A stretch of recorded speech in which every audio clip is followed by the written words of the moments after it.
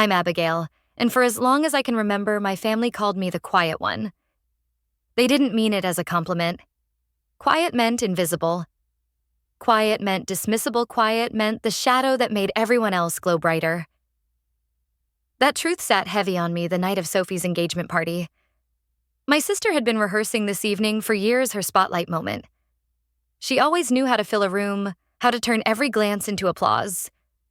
And I was given a seat pressed up against the staff station, close enough to smell the metallic tang of trays, to feel the soft thud of swinging kitchen doors brushing against my shoulder as servers hurried in and out. My place card was angled toward a bucket of melting ice. It wasn't an accident. In my family, seating was never random. It was choreography. Sophie sat in the center beneath chandeliers, her fiancé Ethan at her side, their smiles locked for every phone camera in reach. My parents hovered just close enough to bask in the glow, their champagne glasses lifted like props. Aunt Linda leaned in every so often to whisper her signature line, "Don't ruin the party," as if family peace was a fragile porcelain plate, and I was always on the verge of dropping it. The air buzzed with curated laughter. Sophie's colleagues from the agency laughed too loudly at her jokes. Charles, my father, carried his usual script, shaking hands, bragging lightly, polishing the family image with every sentence. Marilyn, my mother, floated beside him with her polite smile, the one that smoothed over cracks like spackle, never too sharp, never too revealing. To them, I was decoration, a placeholder, someone best tucked into the background.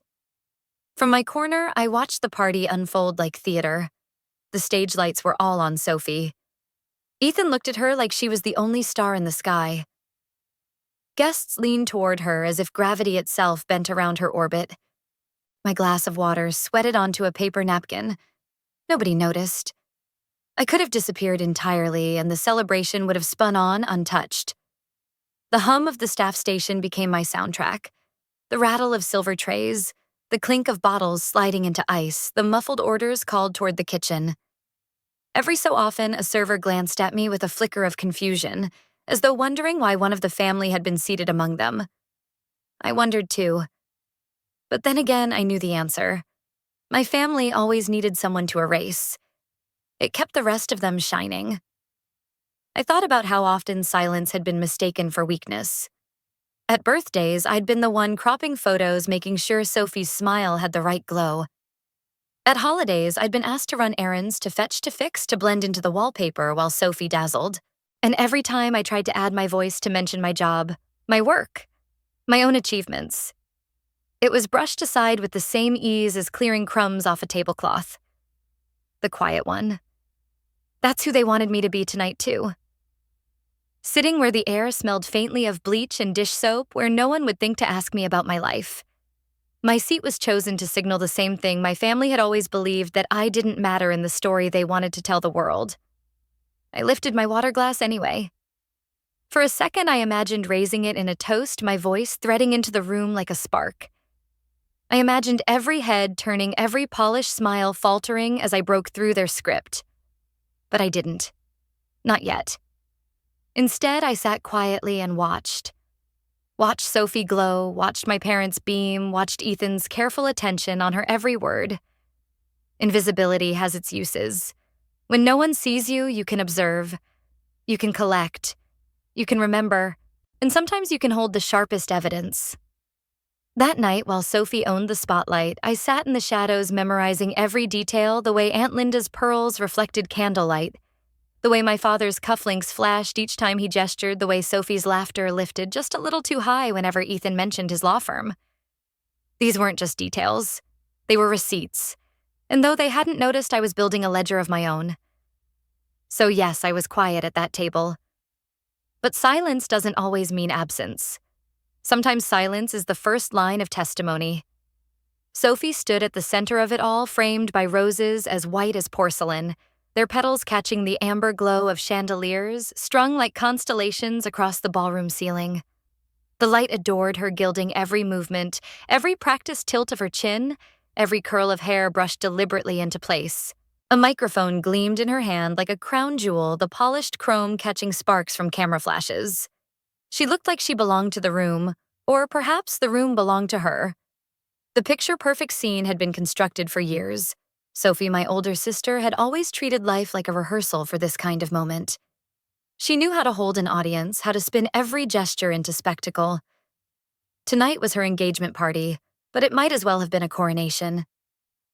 Guests leaned toward her mouths, open in laughter, timed perfectly to her pauses. Every bouquet of white roses, every ribbon-tied napkin, every playlist transition hummed her name. Meanwhile, I stood on the edge, scanning the seating chart mounted in a silver frame near the entrance. Names in elegant calligraphy swirled across the board like they belonged to a novel of glamour. Sophie and Ethan center table, of course, surrounded by colleagues, cousins, family friends. My parents nearby, visible enough to soak up reflected pride. Aunt Linda positioned close, ready to whisper her "don't make a scene" mantra if necessary. Then I found my name. Abigail. Not at the family table. Not even within sight of the stage where Sophie shone. My name had been pushed to the bottom, inked beside a cluster labeled in delicate script "overflow table." The word hit like a cold slap. Overflow. As though I were an afterthought excess inventory, a guest that didn't quite fit but had to be seated somewhere. It wasn't an accident. My family believed in stagecraft and optics and the illusion of perfection. And what better way to maintain the tableau than to quietly displace the one daughter who didn't sparkle on command? I followed the chart with my finger, tracing lines of relationships like strings on a puppet stage. Ethan's law colleagues front row. Sophie's PR friends near the photographers. Distant relatives, even they were placed closer to the action than me. And then there was my spot, shoved toward the back corner, far enough to keep my presence from disrupting the glow. When I reached the table itself, I understood why it had earned the label. It was a patchwork of chairs, slightly mismatched, tucked against a side wall where shadows pooled. The linens weren't as crisp. The floral centerpiece was smaller, the roses beginning to wilt at the edges. From here, the stage looked distant, blurred like a scene projected on a screen rather than unfolding in the same room. I sat down quietly, the scrape of the chair legs drowned by music swelling from hidden speakers. Around me, a few guests exchanged polite smiles, their eyes already drifting back to the golden-lit center where Sophie commanded the evening. Conversations at this table were muted filler words meant to pass the time. No one here was part of the story. And yet, from my vantage point, the illusion became clearer. Sophie raised her glass and the chandeliers threw their light toward her like worshippers. My father leaned in for a photographer, his smile taut but convincing. My mother adjusted her pearls, her practiced signal of serenity. Ethan, the fiancé, nodded with polished confidence as if he'd already been folded into the Carter family narrative. Every piece of the picture was curated, staged, airbrushed into place. Except me. The contrast was sharp. Sophie's glow, my shadow. Her applause, my silence. Her roses, my fading centerpiece. I was the misfit in the frame, and the seating chart had announced it for everyone to see. But here's what they never considered: shadows notice things light ignores. From my so-called overflow seat, I saw the cracks in the picture-perfect scene. The way Sophie's smile faltered whenever Ethan mentioned deadlines at his firm. The flash of irritation in my father's eyes when the caterer asked about payment. The subtle way Aunt Linda's fingers clenched around her wine-glass knuckles, whitening each time Sophie raised her voice. Details invisible to those at the center glowed in the corners. The party wasn't flawless, it was fragile. And I, in my quiet exile, was the only one who saw it. I smoothed the napkin on my lap, my hands steady. They thought they'd pushed me into irrelevance, that my placement at the overflow table had sealed my role as background noise. But what they'd really done was give me distance, perspective, and the freedom to witness without being watched. And in that moment, I realized something. Photographs fade, roses wilt, even microphones go silent. But receipts, evidence of what really happened, endure. And I had just started collecting mine. It happened just after the second toast, when the laughter had swelled high enough to disguise little cruelties. A guest from Ethan's law firm, a man with a silk tie and the easy confidence of someone who had never known invisibility, turned to me with a smile. His question was simple, ordinary, even polite.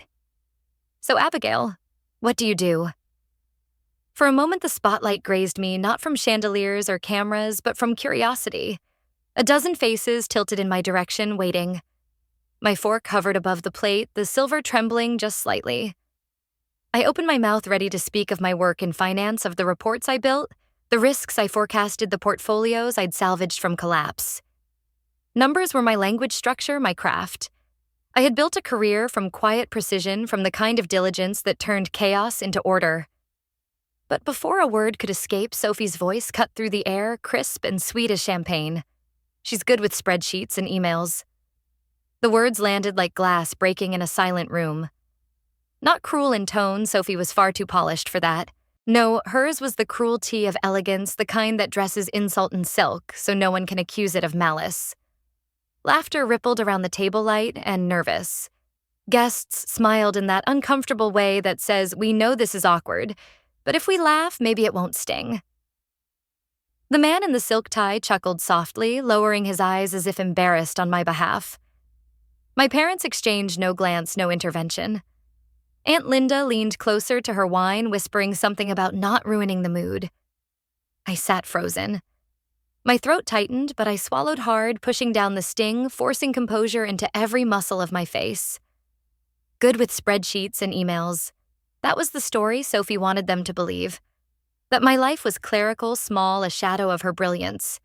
She had always known how to minimize me without ever raising her voice. At holidays, she'd introduce me as the one who's still figuring things out. At family dinners, she'd brush off my promotions with a laugh about how much free time Abigail must have. Tonight, in front of Ethan's colleagues, she had shrunk me to office furniture. I felt the heat of eyes on me, waiting for a reaction. For a split second, I considered speaking up, telling them about the multi-million-dollar accounts I had managed, the audits I had caught before they turned catastrophic, the quiet victories my clients never stopped thanking me for. I wanted to lay receipts on the table like cards in a high-stakes game. To watch Sophie's smirk falter as the narrative slipped from her grip. But I didn't. Not yet. Instead, I pressed my palms flat against the tablecloth, steadying myself against the tremor in my chest. I let the moment pass. Let Sophie bask in the little laugh she had orchestrated. If she noticed the way my eyes hardened, she ignored it. That was her specialty, ignoring. The conversation flowed on as if nothing had happened. Ethan launched into a story about his firm's latest case. Sophie chimed in with perfectly timed quips, and the guests leaned forward again, grateful for the return to polished entertainment. My parents smiled, glassy-eyed, maintaining the family tableau. But I noticed. I noticed how the man in the silk tie avoided my gaze afterward, as though pity was more dangerous than cruelty. I noticed how my mother smoothed her napkin across her lap, the gesture she used whenever discomfort brushed too close. I noticed how Sophie's shoulders relaxed once the laughter returned, as though she had secured her place at the top again. I stayed silent, but silence was not surrender. Silence was storage. The words lodged themselves inside me, not to disappear, but to be cataloged. Evidence. A receipt. Because here's the truth, families build reputations the way architects build towers, layer by layer, brick by brick. Sophie had spent her life adding to her tower, stacking charm and beauty and curated anecdotes until she gleamed like a skyline. My role in her design was to remain on the ground, faceless and forgettable. But what happens when the foundation cracks? What happens when the quiet one keeps the receipts? I reached for my water glass, lifting it slowly, hiding the tremor in my fingers. I sipped, swallowed, steadied. Around me, the party roared back to life. Sophie's laughter filling the air like a hymn. Yet under the hum of conversation, the truth burned steady inside me. She wanted me small. She wanted me silent. She wanted me to swallow humiliation until it became my only diet. But I had learned something in the shadows: what you swallow becomes fuel. And one day, fuel ignites. That night, in the midst of white roses and golden lights, while my sister wore her crown of applause, I sat at the overflow table and made a silent vow. The next time someone asked me what I did, no one, not even Sophie, would have the power to answer for me. The laughter at Sophie's engagement party faded into a dull hum, but my mind drifted backward, pulled toward a memory that had never really loosened its grip. It was the first time I realized invisibility wasn't an accident in my family. It was deliberate. I was 17 the day it happened. I still remember the weight of the certificate in my hands, the glossy cardstock, stiff and proud, my name spelled correctly in bold serif letters, first place, statewide finance competition. My math teacher had insisted I enter. I spent nights hunched over spreadsheets, calculating risk scenarios, dissecting case studies, proving I could see patterns others missed. When they called my name at the ceremony, I felt something spark, like maybe for once the spotlight might find me too. I carried that certificate home with a careful kind of reverence. My parents were in the living room, the television flickering across their faces. I held the paper out, smiling in a way that felt too wide for my face. "Look," I said, voice trembling with hope. I won. Charles barely glanced up from the sports section, the corner of the newspaper drooping just enough for his eyes to skim the certificate. "That's nice," he said, folding the page back over as if he'd been interrupted mid-thought. Marilyn smiled soft and distant. "That's wonderful, honey." But she didn't rise from the couch. She didn't take the certificate from my hands. She didn't frame it or clear space on the mantel. Her smile was like a ribbon tied over silence, pretty enough to cover what was missing. And Sophie, she was upstairs practicing lines for the school play, humming loudly enough to drown me out. I left the certificate on the counter, expecting no begging that later someone would notice. That maybe at dinner they'd mention it. That maybe my father would boast to a neighbor, or my mother would tape it to the fridge alongside Sophie's theater posters. But the next morning, when I went looking, the counter was bare. I searched until I found it folded in half, wedged between grocery ads and coupon clippings in the recycling bin. The crease cut straight through my name, bending the letters into something unrecognizable. I stood there, staring, the kitchen light buzzing faintly above me, the smell of coffee drifting from the pot. My chest tightened, not with the sting of oversight, but with the slow, cold understanding that this wasn't oversight at all. This was choice. My achievement had been weighed and found inconvenient. Too bright in the wrong place, too loud from the wrong daughter. That was the first time I realized that being forgotten was not an accident. It was family policy. I smoothed the paper out, running my fingers over the crease as if I could erase the damage. But the fold never disappeared. Even now, years later, I can feel it under my fingertips, the way paper fibers remember the pressure of dismissal. That day carved something into me. I learned that pride in my family was a commodity reserved for Sophie. Her theater posters were laminated, her prom crown displayed on the mantel, her college acceptance letter framed in glass. My certificate was recycled. My worth folded and discarded. I carried that truth into every room afterward.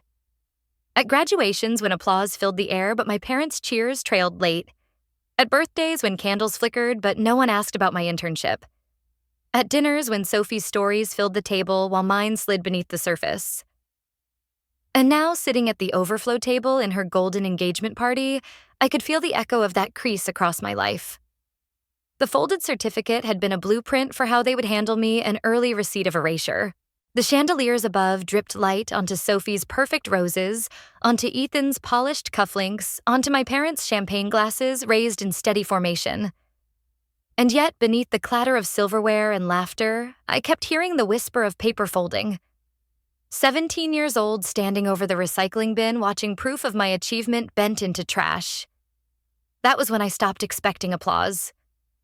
That was when I began keeping records not for their approval, but for myself. Because if no one else would remember what I had built, I would. And I still do. There's a pattern to erasure. It never begins with a grand betrayal. It starts small, subtle, with the kind of omissions that can be brushed aside as oversight. A missing name in a story, a cropped photo, a forgotten introduction. And then over time, it grows bolder until absence itself becomes the role you're expected to play. I saw that pattern long before Sophie's engagement party. There was the time she had to design wedding invitations for a close friend from her PR agency. She came to me breathless with deadlines, her voice tinged with panic. "Abby, you're good with details. Can you just help me fix this? It has to look perfect."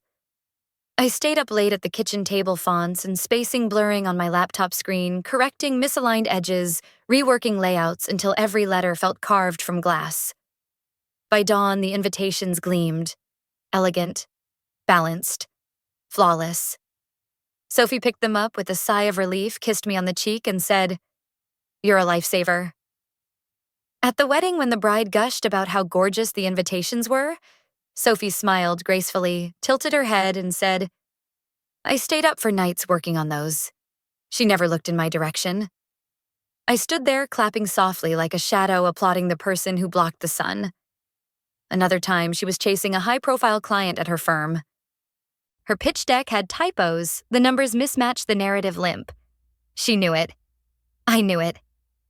She dropped the USB drive on my desk at midnight and said, just polish it. You're better with numbers. I rebuilt the entire thing, refined the story, restructured the slides, ran fresh data models until the graphs gleamed with authority. When Sophie walked into that boardroom, she carried my work on her laptop. Hours later, she called me triumphant I won the account. They said it was my sharp analysis that sold them. I congratulated her. What else was I supposed to do? She hung up before I could say, you mean my analysis? And yet, in front of the family, Sophie's narrative remained unshaken. I wasn't the one who designed invitations that made people gasp. I wasn't the one whose numbers swayed clients. I was simply the supportive little sister. The phrase rolled off her tongue, easily coated in sweetness, but I knew its edge. Supportive meant invisible. Little meant lesser. Sister meant accessory. Even my parents echoed it. At dinners, when relatives asked what I'd been up to, my mother would wave her hand gently and say, Abigail's always helping Sophie behind the scenes. She's such a supportive sister. And everyone would nod satisfied with that answer as though my worth existed only in the reflection of Sophie's spotlight. It was never framed as cruelty. That's the trick with patterns like this, they hide behind politeness. They smile while they cut you out of the frame. They thank you for your help even as they pocket your credit. They teach you to swallow your own name. But I remembered. Every late night, every file I rebuilt, every quiet contribution dismissed as background noise, I kept them. Not in photo albums or framed certificates, because my family would only fold those into the recycling bin. I kept them in memory and hard drives and folders no one else bothered to open, because one day I told myself someone might need to see the receipts.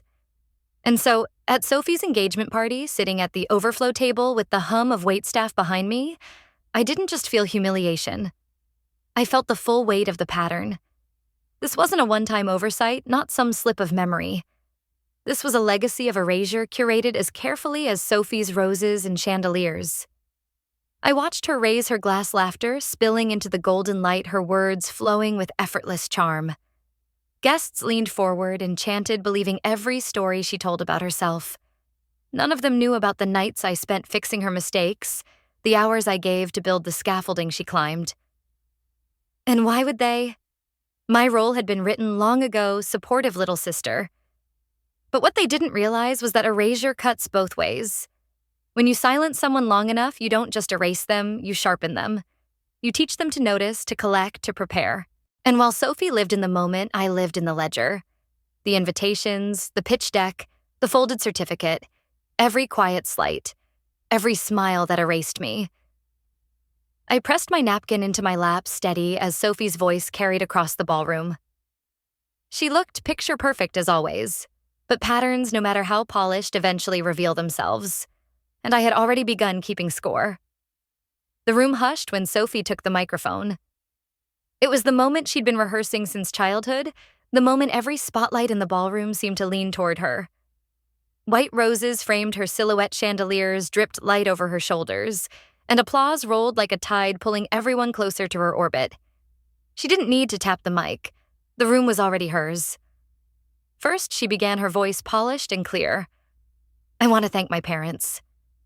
She turned toward Charles and Marilyn, who beamed from their prime seats near the center, for always supporting me, for teaching me what love looks like, for showing me that family is everything.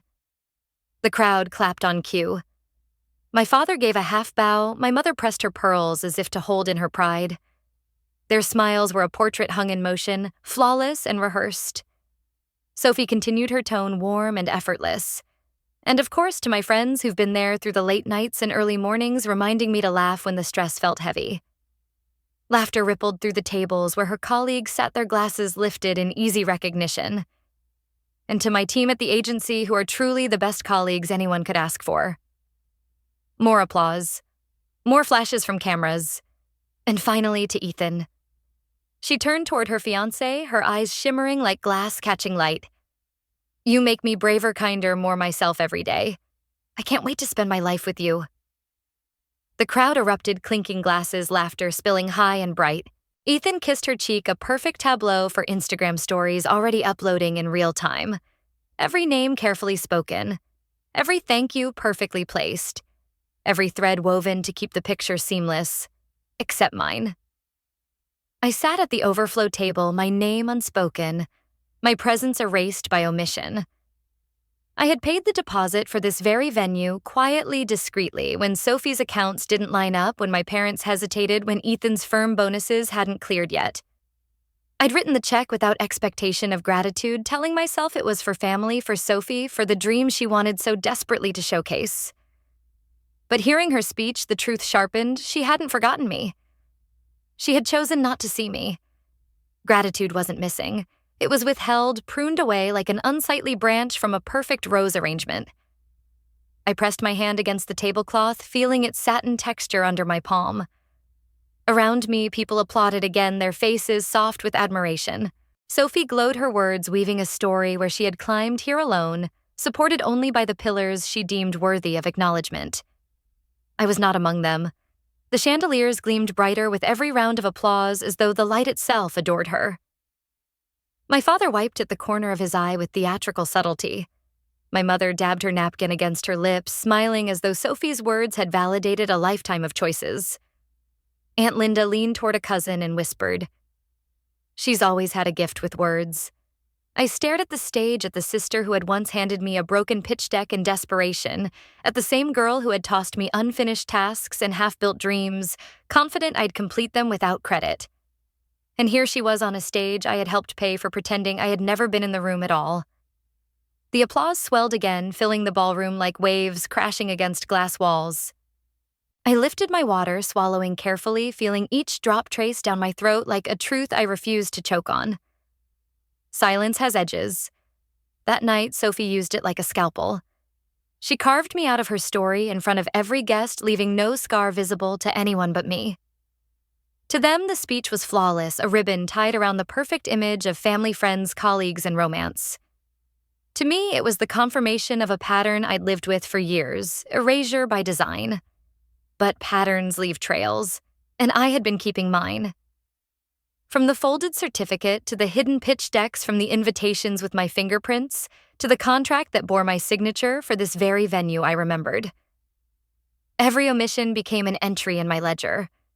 So while Sophie raised her glass in triumph, basking in applause that painted her golden, I sat in the shadows, quiet but unbroken. She thought her silence had sealed me away. She didn't realize silence was also storage. I didn't need the microphone. I didn't need the applause. I already had the receipt. When the applause finally thinned, I noticed something unusual. Ethan hadn't joined in with the same rhythm as everyone else. His hands tapped together politely. Yes, but without the conviction of someone carried away by Sophie's glow. His smile faltered in the corners, held in place more by expectation than by genuine warmth. Then his eyes shifted. Not to the roses framing the stage, not to the cameras flashing like fireflies, not even to Sophie's radiant grin as she basked in her own ovation. His gaze cut across the ballroom and landed on me. At first, I thought it was accidental. The kind of fleeting glance that brushes past the crowd before returning to the person of honor. But it lingered. Longer than politeness allowed. Long enough to register. From the overflow table, I sat still, my napkin folded perfectly across my lap, my glass of water sweating faint rings onto the cloth. I didn't move. I wasn't sure if I even breathed. Ethan's expression wasn't pity, not quite, but it wasn't dismissal either. It was recognition. Recognition is rare in my family. They'd trained themselves to overlook me so thoroughly that even when I did something undeniable, win awards, land contracts, sign checks for their events, they could erase me with practiced ease. To be seen even for a moment felt startling, almost dangerous, like stepping out from behind glass into open air. Ethan tilted his head slightly, as if replaying Sophie's speech in his mind, cataloging what had been said and what hadn't. He must have noticed my absence from her thank yous. He must have noticed the way the seating chart had pushed me away from the center. Or maybe he simply noticed that I hadn't smiled once through her entire performance. The irony wasn't lost on me. It took someone new, someone bound to this family by a diamond ring still fresh on Sophie's finger, to catch what the bloodline refused to see. His gaze held questions I couldn't hear. Did he wonder why Sophie's younger sister sat at the edge of the ballroom instead of near her side? Did he wonder why my parents, who beamed so brightly at Sophie, never once turned toward me? Or did he wonder why the sister with spreadsheets and emails written all over her reputation carried herself with a calm that didn't quite match that label? I lowered my eyes to the table, breaking the connection. Years of conditioning told me not to invite attention, not to risk disrupting the performance Sophie curated so carefully. But curiosity tugged at me, and when I lifted my eyes again, Ethan was still watching. His glass of champagne remained untouched in front of him, his posture slightly stiffer than before. He looked unsettled, though he masked it well beneath practiced charm. It was the first crack in the tableau. Sophie shone like gold, but her fiancé's eyes had drifted from her script. He was noticing what wasn't meant to be noticed. I thought of the folded certificate, the erased invitations, the hidden pitch decks. I thought of the check I had written for this very venue, my signature inked in black across the deposit slip. Sophie had scrubbed me from her story, but Ethan's glance reminded me that erasure is never flawless. There are always traces, always questions, and maybe someone outside the family was starting to see them. The moment passed quickly. Sophie leaned into Ethan's arm, whispering something meant to draw his smile back into place. Cameras snapped, glasses clinked. The performance resumed, but Ethan's eyes for that one suspended beat had found me. And in a lifetime of being overlooked, that was enough to spark something dangerous, the thought that silence might not be permanent, that the story Sophie had written so carefully wasn't airtight, that even in a room designed to erase me, someone had noticed. I set my glass down gently, the sound nearly swallowed by music swelling from hidden speakers. My heart steadied. I didn't need Ethan's gaze to validate me, but I knew what it meant. Attention was shifting. Patterns were cracking. Receipts, when revealed, always find an audience. For the first time that evening, I let the corner of my mouth lift just slightly. Not a smile of gratitude, a smile of awareness. Because now I knew the family's newest member had already begun to question the script. And questioning is how truth always begins. Ethan approached me after Sophie's speech, weaving through the crowd of well-dressed guests with a glass of wine in his hand. He didn't have the same glossy smile everyone else wore. His face was thoughtful, almost careful, as if he was measuring every step. When he stopped beside my table, the one hidden near the serving station, half in the shadow of the restroom sign, he lowered his voice. "You're in finance, right?" It sounded casual, but I knew better. People didn't usually ask me questions here. They talked over me or around me or about me when they thought I wasn't listening. My chest tightened, but I managed a nod. Yes. He tilted his head, studying me for a beat too long, then slipped his phone out of his jacket pocket. His thumb moved quickly, the glow of the screen painting his face pale gold in the candlelight. I already knew what he'd find.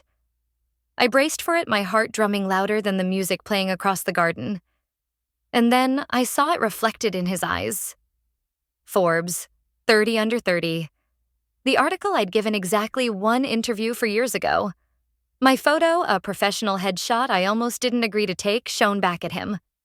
Beneath it, the headline, "Meet the co-founder reshaping venture capital before 30. For a moment, neither of us spoke. His brow creased, and he looked at me like he was seeing me for the first time. Not Sophie's quiet little sister. Not the overflow guest tucked by the caterer's station. But the woman who had built something no one in this family ever thought I could. I took a sip of water, steadying myself. "Yes," I said softly. "That's me." Ethan's eyes flicked from the screen to me, then back again. He didn't smile. He didn't laugh. He just exhaled slowly, like someone adjusting to a shift in gravity. It wasn't loud. It wasn't dramatic. But it was everything. Because that tiny screen in his hand carried more weight than every speech my sister rehearsed, every toast my parents raised, every careful performance they had curated to erase me. That search bar had undone years of silence in seconds. Across the lawn, I noticed Sophie glance our way. Her smile faltered just slightly, as if she sensed a spotlight she hadn't controlled. She took a step closer, wineglass in hand, her laugh just a shade too bright. "Oh, that's an old article," she said, waving it off like a napkin caught in the breeze. "It's nothing. Just a silly feature." But Ethan didn't look at her. He kept his gaze on me. Phone, still lit headlines, still glaring in the night. And in that suspended moment, something shifted. Not in the garden, not in the string lights swaying overhead, not even in Sophie's perfect party. It shifted in me. For the first time, I wasn't shrinking into the edges of someone else's story. I wasn't the supporting character, the quiet background figure. I was standing right where I'd always been, but finally visible. Around us, the hum of conversation continued, but softer now, as if people sensed a current moving beneath the polished surface. A couple at the next table leaned closer, pretending not to notice Ethan's phone angled toward me. Someone else whispered, "Wait, what was that?" It was the ripple effect I'd always imagined but never seen.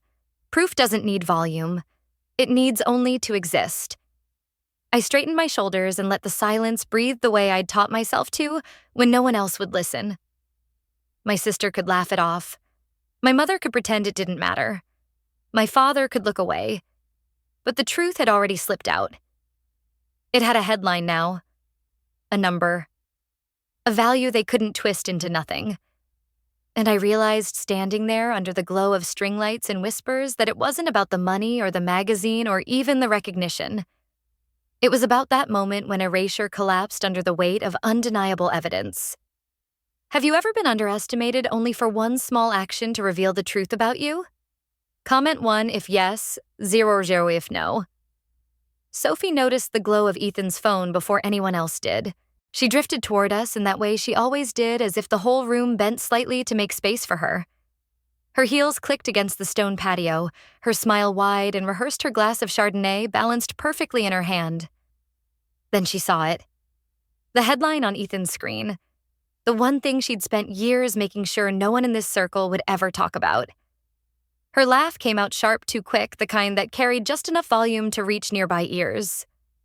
"Oh, that old article," she said, brushing her free hand through the air like she was swatting away a fly. "Just a silly feature. Forbes will publish anyone these days, right?" The words were light, almost playful, but her eyes betrayed her. They flickered in the way they did when she was improvising, when her lines didn't match the script she had prepared. I didn't say a word. I didn't need to, because Ethan didn't laugh. He didn't nod in agreement, didn't fall into her rhythm the way most people did.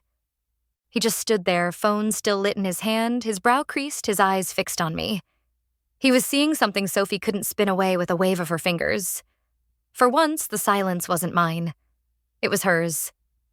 Around us, a few heads turned. A bridesmaid in satin whispered something to the woman next to her, and they both stole glances in my direction. Someone closer to the bar shifted uncomfortably, their smile faltering as they tried to pretend they hadn't heard Sophie's tone. I could almost hear the story cracking like glass under pressure. The one my family had told about me for years. Abigail the quiet one. Abigail the helper. Abigail the background. Sophie had rehearsed that story until it sounded like fact. But one Google search had undone years of curation, and her laugh wasn't enough to glue it back together. She tilted her head toward Ethan, her earrings catching the light. "Honestly, you shouldn't take that kind of thing seriously. Lists like that. They're just filler content. She's always been good with numbers, but it's not, real." There it was. The soft blade dressed up in charm. I kept my hands folded in front of me, my glass of water steady my face, calm. But inside, something uncoiled. For years, I'd swallowed moments like this whole, let them dissolve in silence, because arguing only made me look bitter. Tonight, though, I didn't feel bitter. I felt precise. Because Sophie's laugh, her deflection, her dismissal, it wasn't just transparent. It was weak. And Ethan knew it. His lips pressed together in a thin line, not quite a frown, but nowhere near a smile. His gaze didn't leave me, and the weight of that alone was louder than anything Sophie said. She laughed again, softer this time, trying to pull him into her orbit. "Don't mind her. Abigail's always been modest. That's why she never tells anyone these things. But the words rang hollow. I didn't correct her. I didn't offer context or defense. I simply let the silence stand, knowing it carried more than 100 rebuttals. Because here's the truth. Deflection only works when people want to believe it. And for the first time, someone in this family gathering someone with influence, someone Sophie couldn't dismiss, didn't. Her laughter thinned into the air, brittle and nervous. She adjusted her hair, touched her necklace twice in quick succession, a tic I'd seen since childhood whenever she felt the edges of control slip. And the more she tried to wave it off, the more obvious it became. This wasn't a silly article. It wasn't filler content. It was the truth stamped in black and white glowing across Ethan's screen. A truth she had tried to bury now resurfacing in front of the one man she needed most on her side.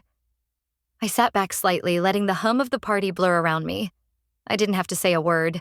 The more Sophie talked, the more the air turned heavy, the more her curated version of reality frayed at the edges. Ethan's eyes stayed locked on mine, steady and unblinking, as if he was silently asking a question only I could answer. And in that moment, I realized this wasn't about a headline or a list. It was about recognition, the kind that can't be spun away by laughter or softened by charm. Recognition has its own gravity. And Sophie was finally starting to feel it. The kitchen was almost too quiet, tucked away from the laughter and polished clinking of glasses outside. A narrow strip of light fell across the counter where I'd left my clutch earlier. I came in just to grab it, just to breathe for a second, away from the performance Sophie was putting on under the string lights. That's when I heard it, a faint, steady hum. At first I thought it was part of the catering equipment, but then the sound clicked into place.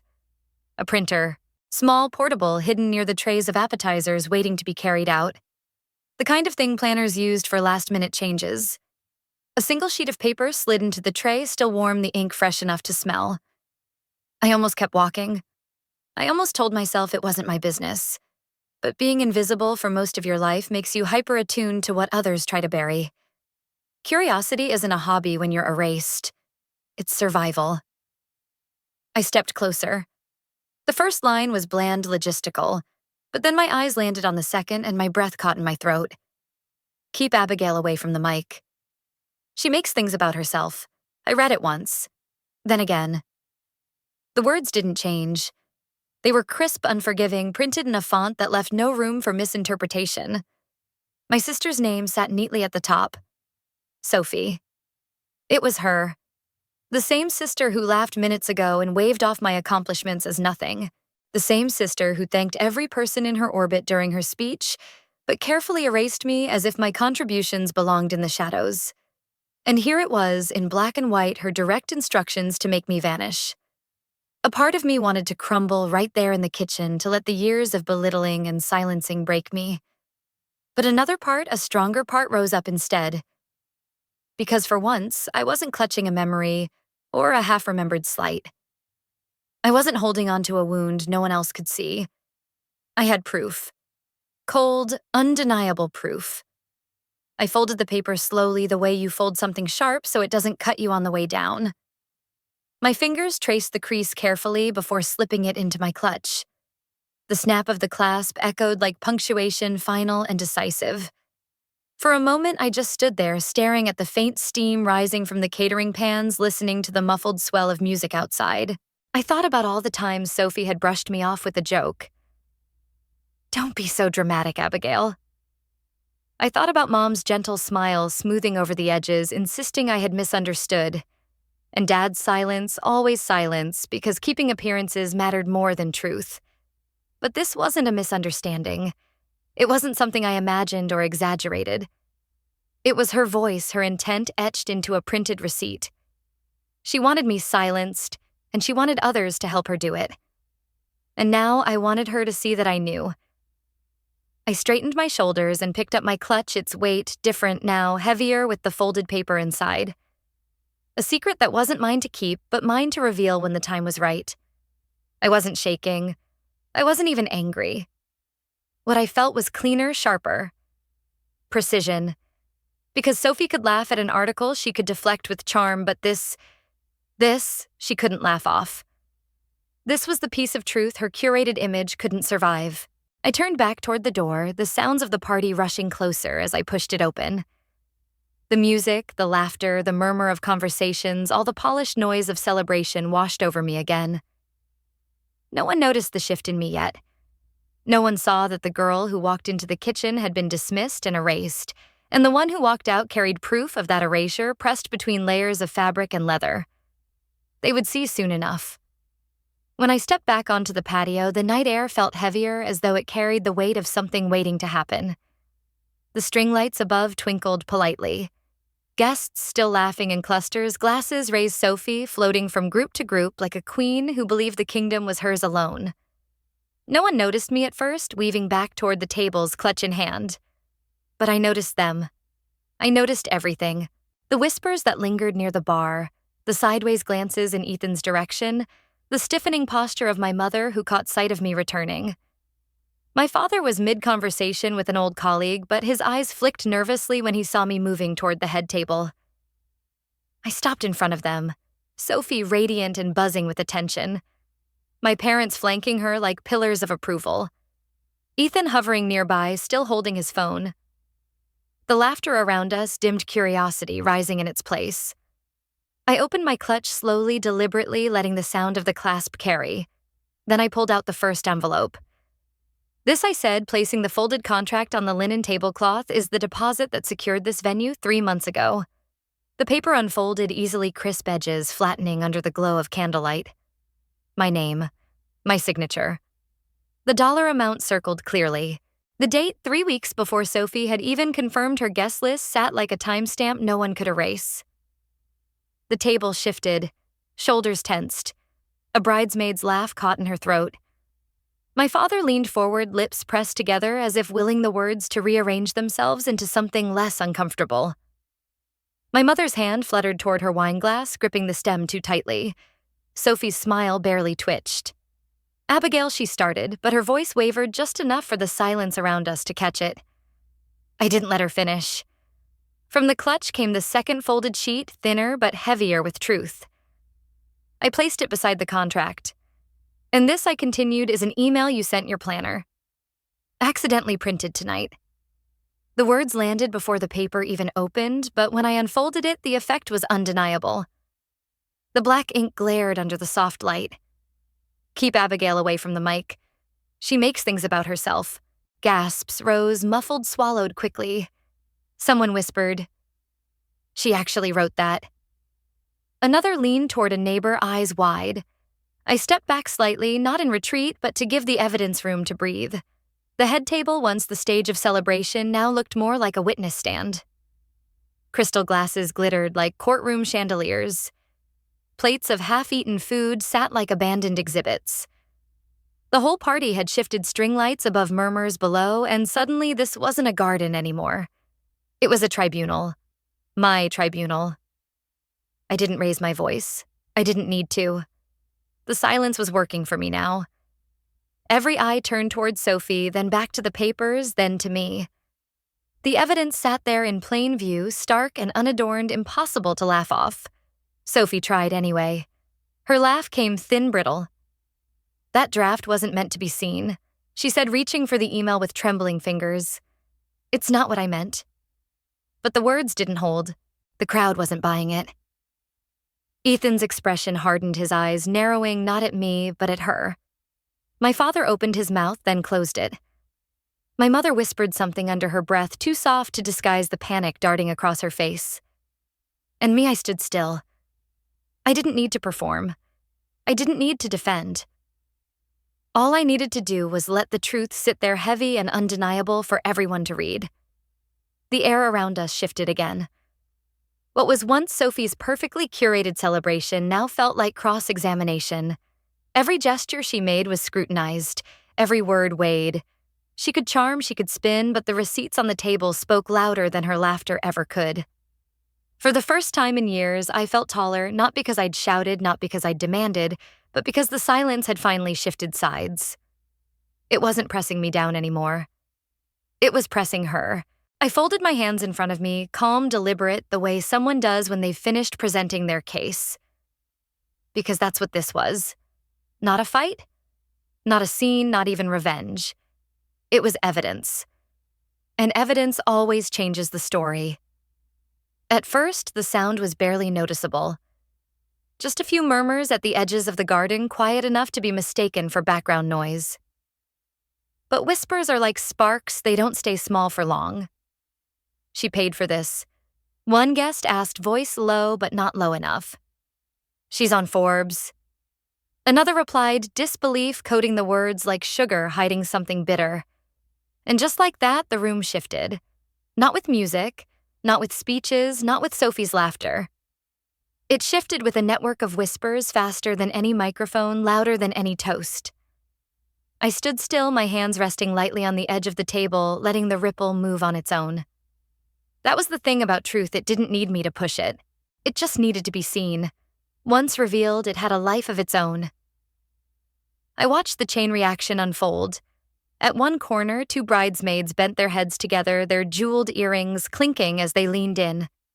At another, a cousin scrolled frantically on his phone, angling the screen toward the woman next to him. I caught the flicker of my headshot reflected on glass as more people searched my name. She's in venture capital, someone whispered. She co-founded her own firm, another added eyes widening. The whispers moved faster than champagne trays, faster than Sophie could spin, faster than my mother's fragile smile could contain. And with each one, the atmosphere thickened. The perfect garden party Sophie had staged began to feel fragile, like glass under strain. Every laugh that followed sounded too sharp, every smile a little too stretched, every toast hollow. The performance was unraveling. I didn't speak. I didn't need to.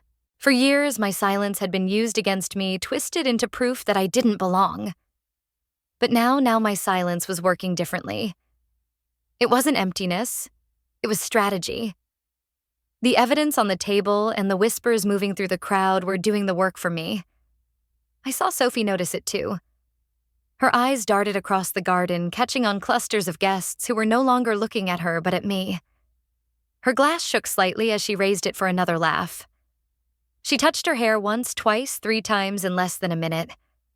A nervous tick she thought no one noticed. But I did. And now others did too. My father's jaw clenched the way it did when he knew he couldn't control the room. My mother's lips pressed into a thin line, her smile stretched to the point of breaking. Aunt Linda leaned in close to her, whispering furiously, no doubt trying to find the right words to restore balance. But there was no balance to restore, because the story had already slipped. I caught Ethan's eyes across the table. He wasn't speaking, but his silence was heavy, calculated. He wasn't fooled by Sophie's laugh, wasn't distracted by my mother's smoothing gestures. He just looked at me, then at the contract, then at the email. And the crease in his brow deepened a verdict, forming quietly. The whispers swelled until they weren't whispers anymore. They were currents weaving through the crowd, pulling eyes toward me whether people wanted to look or not. Screens glowed brighter as more guests typed my name. Gasps followed headlines. Murmurs turned into questions, questions into doubt, doubt into recognition. And all I did was breathe. Steady, calm, deliberate. Because in that moment, I understood Sophie had always relied on control, on narrative, on image. But image doesn't stand a chance against evidence. You can spin a story, but you can't stop people from Googling. You can laugh off one article, but you can't laugh off a ripple of proof that keeps spreading long after you've stopped talking. I let the silence settle around me like armor watching the shift unfold. The party hadn't ended, but the performance had. The truth was no longer mine alone to carry, it belonged to every pair of eyes darting toward a glowing screen, every whisper ricocheting through the garden. And Sophie knew it. The air had turned brittle like glass about to shatter. The hum of whispers still moved across the garden, circling faster than champagne trays, faster than Sophie's laughter could cover.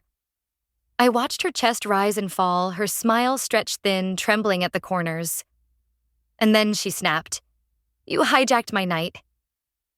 Sophie's voice cracked through the air, sharper than the clink of crystal. Heads turned instantly. Her words didn't just land on me, they echoed across the entire patio, loud enough for the string lights to vibrate.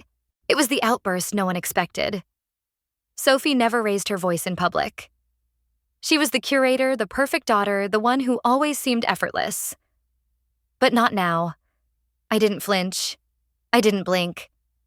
I kept my hands steady on the linen tablecloth where the contract and the email still lay like courtroom exhibits. My voice was quiet, but clear enough to slice through the night.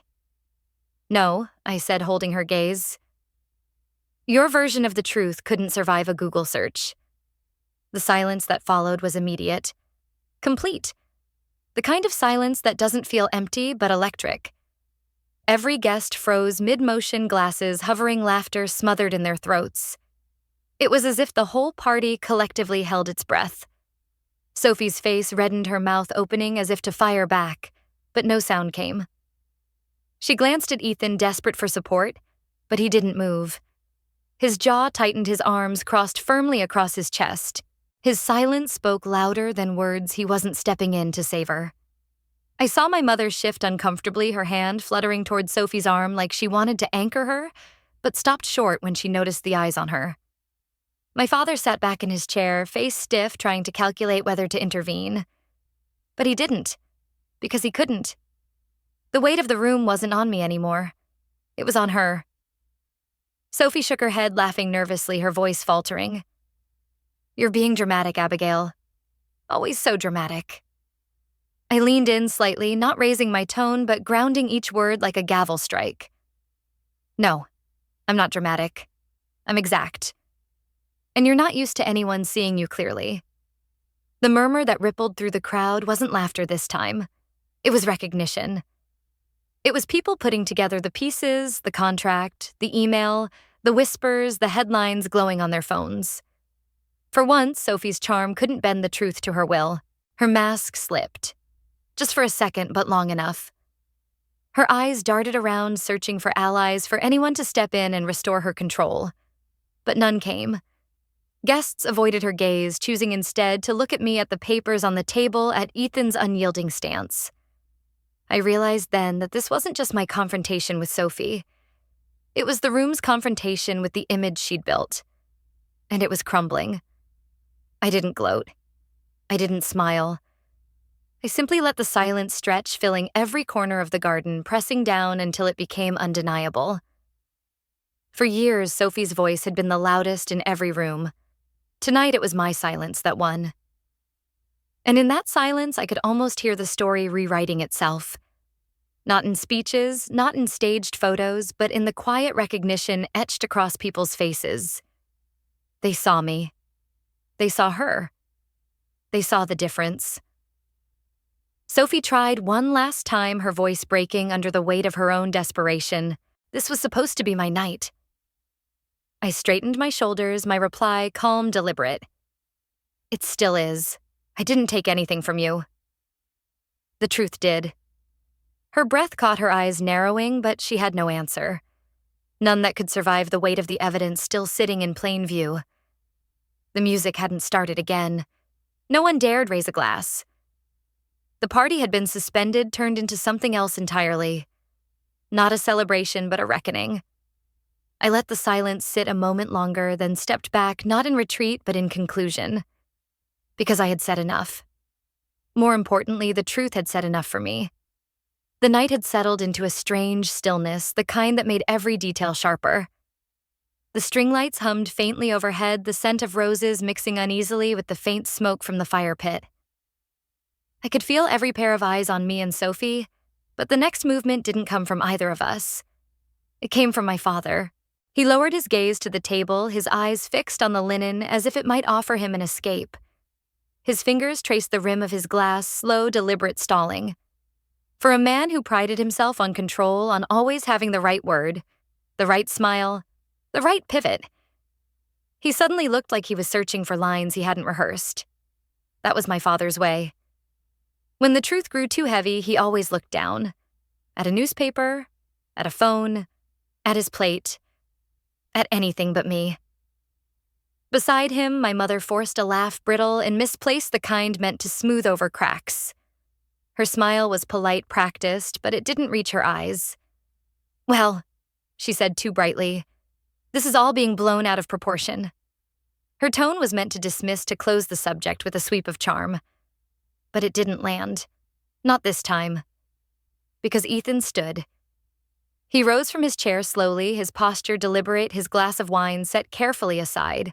And when he spoke, his voice carried, not loud but steady, measured, impossible to ignore. Why didn't anyone mention this? The words cut through the garden like a gavel. They weren't just a question. They were a judgment. Guests turned sharply, some glancing at me, others at Sophie, many at my parents. My father's hand froze on the glass, the knuckles white. My mother's smile faltered for the first time all night, the edges twitching as if she couldn't decide whether to keep performing or finally admit the mask was slipping. Sophie's face drained of color, her lips parting but no words forming. The contract and the email still sat on the table, their presence undeniable, like evidence displayed before a jury. And now Ethan had spoken, giving voice to what everyone else was already thinking. Why hadn't they mentioned it? Why had the sister with headlines, with accolades, with receipts been treated like the invisible one? The silence that followed was suffocating. My father cleared his throat, shifting in his seat as though searching for the right spin. For once, he didn't find it. It wasn't relevant. He muttered finally, but even he seemed unconvinced by his own excuse. Not relevant. The words stung not because they surprised me, but because they were so familiar. That had always been my family's refrain. My achievements, my voice, my presence. They were never relevant when Sophie's spotlight was shining. But now, in this moment, with Ethan standing tall and the crowd holding its breath, that excuse rang hollow. I looked at him, meeting his eyes across the table. His gaze didn't waver. He wasn't asking me the question. He already knew my answer. He was asking them. And in doing so, he'd turned the entire garden into a witness stand. I straightened my shoulders, letting the silence hang heavy. Because for the first time, I wasn't the one demanding recognition. Someone else was. And it was louder than anything I could have said myself. My mother shifted her fingers, twisting the stem of her glass, her smile finally breaking. My father leaned back, his face pale, as if realizing that the story he had clung to for years was dissolving in front of him. And Sophie, my sister, who had built her empire of perception on dismissing me, looked smaller than I had ever seen her. Her eyes darted nervously, searching for someone to step in to rescue, to spin. But no one did, because Ethan's words still hung in the air, sharp, undeniable. Why didn't anyone mention this? It wasn't just his question. It was everyone's now. I didn't need to add anything. The silence said enough. The evidence on the table said enough. Ethan's voice had tipped the balance, and the room knew it. For the first time in years, I wasn't invisible. I wasn't erased. I wasn't irrelevant. And my father's hesitation was proof of that. The party didn't end with a bang. It ended with a silence that was heavier than any music, more powerful than any toast. The string lights still swayed in the night breeze. Glasses still stood half full, but the celebration had cracked open. The head table wasn't a stage anymore. It was evidence. A courtroom. A reckoning. I gathered my clutch from the table, the papers still tucked inside, though I no longer needed to show them. Everyone had already seen enough. The contract. The email. The truth. Those documents had spoken louder than years of Sophie's carefully curated performances. As I stood, no one blocked me. No one asked me to sit back down. Eyes followed me, but no one dared speak. The same people who once ignored me now shifted uncomfortably, their whispers replaced with something else, quiet recognition. I walked slowly, deliberately, my heels clicking against the stone path as I moved toward the edge of the garden. Behind me, Sophie's voice never rose again. My mother didn't call after me. My father didn't tell me to stop. Even Aunt Linda Queen, of smoothing over chaos with a hushed, "Don't make a scene," stayed silent. For once, they all sat in the silence they had spent years forcing onto me. When I reached the garden gate, I paused. I looked back at the scene, the candles, the roses, the perfect decorations arranged like a magazine spread. And then, beyond all that, I saw Sophie's face. She was frozen in place, glass in hand, her expression strained, her mask slipping. Ethan stood slightly apart. His arms crossed, his jaw tight. His silence still loud. And me, I wasn't angry. I wasn't vengeful. What I felt was steadier, clearer. This isn't revenge, I said softly, more to myself than anyone else, though I knew the words carried. This is recognition. Silence may keep peace, but never brings healing. The weight of that truth settled into me like an anchor grounding me. For so long, I thought being quiet meant being strong. I thought if I let them erase me, if I swallowed every dismissal, I'd keep the family together. But families don't heal from silence. They break in it. And mine had been breaking me for years. Not anymore. I stepped through the gate, the cool night air wrapping around me. The sounds of the party, muted laughter, shifting chairs, strained whispers faded behind me. Ahead was only the rhythm of my footsteps and the freedom of air that didn't taste like performance. I didn't need an apology from Sophie. I didn't need my parents' belated acknowledgement. The recognition I needed wasn't theirs to give, it was mine to claim. And tonight I finally had. As I reached the quiet street, I pulled the clutch tighter against my side, not as a shield, but as a reminder. The receipts inside weren't just paper. They were proof that the truth once shown can't be folded back into silence. For the first time, I walked away without shrinking, without second-guessing, without wondering if I had overreacted. I walked away certain, because this wasn't the end of a story where I'd been erased. It was the beginning of one where I was finally seen. Have you ever been pushed out of your own family's story, treated like you didn't exist? Comment 1 if yes, 0 if no. Share your experience below. End card playlist, receipts, and recognition.